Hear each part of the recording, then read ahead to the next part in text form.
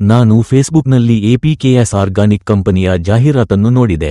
ನಾನು 200 ಲೀಟರ್ ನೀರಿನಲ್ಲಿ 1 ಲೀಟರ್ ಆರ್ಬಿಕ್ಸ್ ಅನ್ನು ಬೆರೆಸಿ ಗಿಡದ ಬೇರಿನ ಸುತ್ತಲೂ 1 ಲೀಟರ್ ಹಾಕಿದೆ. 10 ದಿನಗಳ ನಂತರ ಹೆಚ್ಚಿನ ಬೇರುಗಳ ಬೆಳವಣಿಗೆ ಕಂಡುಬಂದಿದೆ.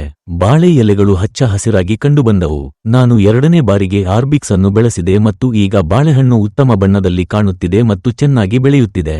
ನನಗೆ ಅದು ತುಂಬಾ ಇಷ್ಟ.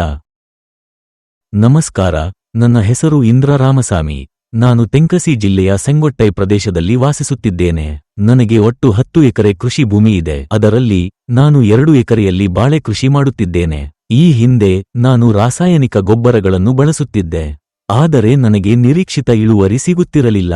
ಆದ್ದರಿಂದ ನಾನು ಸಾವಯವ ವಿಧಾನಕ್ಕೆ ಬದಲಾಯಿಸಲು ಯೋಚಿಸಿದಾಗ ಫೇಸ್ಬುಕ್ನಲ್ಲಿ ಎಪಿಕೆಎಸ್ ಆರ್ಗಾನಿಕ್ ಕಂಪನಿಯ ಜಾಹೀರಾತನ್ನು ನೋಡಿದೆ. ನಾನು ತಕ್ಷಣ ಅವರನ್ನು ಸಂಪರ್ಕಿಸಿ ಸಲಹೆ ಪಡೆದೆ. ಅವರು ನನಗೆ ಆರ್ಬಿಕ್ಸ್ ಎಂಬ ಸಾವಯವ ಉತ್ಪನ್ನವನ್ನು ಶಿಫಾರಸು ಮಾಡಿದರು. ಅವರ ಮಾರ್ಗದರ್ಶನದ ಪ್ರಕಾರ ನಾನು 200 ಲೀಟರ್ ನೀರಿನಲ್ಲಿ 1 ಲೀಟರ್ ಆರ್ಬಿಕ್ಸ್ ಅನ್ನು ಬೆರೆಸಿ ಪ್ರತಿ ಬಾಳೆ ಗಿಡಕ್ಕೆ ಬೇರಿನ ಸುತ್ತಲೂ 1 ಲೀಟರ್ ಹಾಕಿದೆ. ಬಳಸಿದ 10 ದಿನಗಳಲ್ಲಿ ಗಿಡಗಳಲ್ಲಿ ಗಮನಾರ್ಹ ಬದಲಾವಣೆ ಕಂಡುಬಂದಿತು. ವಿಶೇಷವಾಗಿ ಗಿಡದ ಬುಡದಲ್ಲಿ ಹೊಸ ಬೇರುಗಳು ಹೆಚ್ಚು ಬೆಳೆದವು. ಇದರಿಂದಾಗಿ ಗಿಡದ ಬೆಳವಣಿಗೆ ವೇಗವಾಗಿ ಹೆಚ್ಚಾಯಿತು. ಅಲ್ಲದೆ ಬಾಳೆಯ ಕಾಂಡವು ಉತ್ತಮ ಬೆಳವಣಿಗೆ ಹೊಂದಿದೆ. ಎಲೆಗಳು ಹಚ್ಚ ಹಸಿರು ಮತ್ತು ಆರೋಗ್ಯಕರವಾಗಿ ಕಾಣುತ್ತಿವೆ. ಕೆಲವೊಮ್ಮೆ ರಾಸಾಯನಿಕ ಗೊಬ್ಬರಗಳನ್ನು ಬಳಸುವಾಗ ಬಾಳೆ ಎಲೆ ಒಣಗುವ ಸಮಸ್ಯೆ ಇತ್ತು.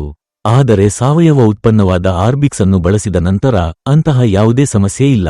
ನನ್ನ ತೋಟದಲ್ಲಿ ಒಟ್ಟು 2000 ಬಾಳೆ ಗಿಡಗಳಿವೆ. ಆರಂಭದಲ್ಲಿ ನಾನು ಆರ್ಬಿಕ್ಸ್ ಅನ್ನು 1000 ಗಿಡಗಳಿಗೆ ಮಾತ್ರ ಬಳಸಿದ್ದೇನೆ.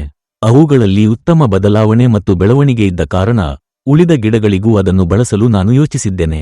ಅಲ್ಲದೆ ಹೂವು ಉದುರುವುದನ್ನು ನಿಯಂತ್ರಿಸಲು ನಾನು FL77 ಉತ್ಪನ್ನವನ್ನು ಬಳಸಲು ಯೋಚಿಸಿದ್ದೇನೆ. ಎಪಿಕೆಎಸ್ ಆರ್ಗಾನಿಕ್ಸ್ಗೆ ಧನ್ಯವಾದಗಳು.